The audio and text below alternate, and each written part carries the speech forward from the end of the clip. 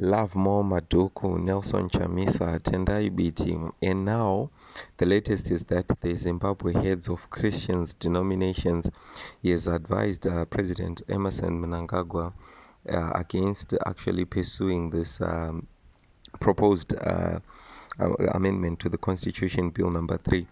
And part of their letter reads, and I quote, "Do not be swayed by those persuading you with these deeply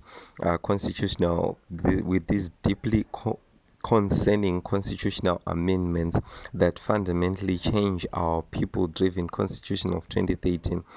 That reads part of the letter sent to President Emerson Mnangagwa by the Zimbabwe heads of Christians denomination. So now even the church seems to be against this planned amendment to the Constitution of Zimbabwe.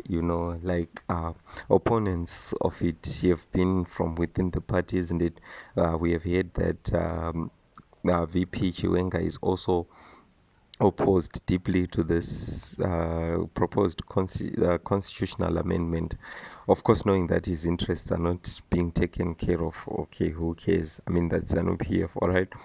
But when the church has already said so, because this is like an amalgamated form of churches where there's Ayoja, AFM, where there's Roman Catholic, and it's all the heads of the Christian denominations that exist in Zimbabwe, and they've come up with a consensus, and they sent a letter to President Mnangagwa actually persuading him, urging him not to go through with this constitutional amendment. But you have to understand the pressure that is on the president already.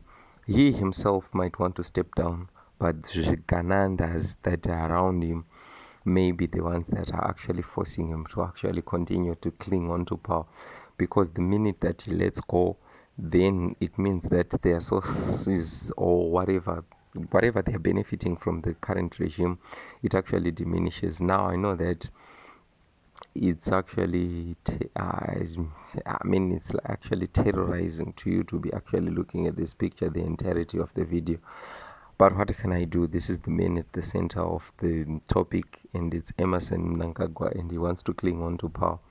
And he played coy in the beginning when he was actually asked if he wants to continue, and he said that the people want him to continue.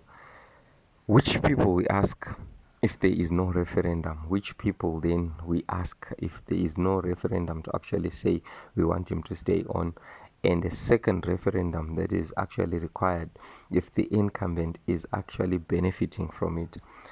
You guys, I don't know what your thoughts are on this, but this constitutional amendment of Bill 3, it seems to be quite substantial. It seems to be quite paramount to the lives of all Zimbabweans that are involved. This is the constitution. This could have a bearing on the future that is detrimental to the future generations that are to come.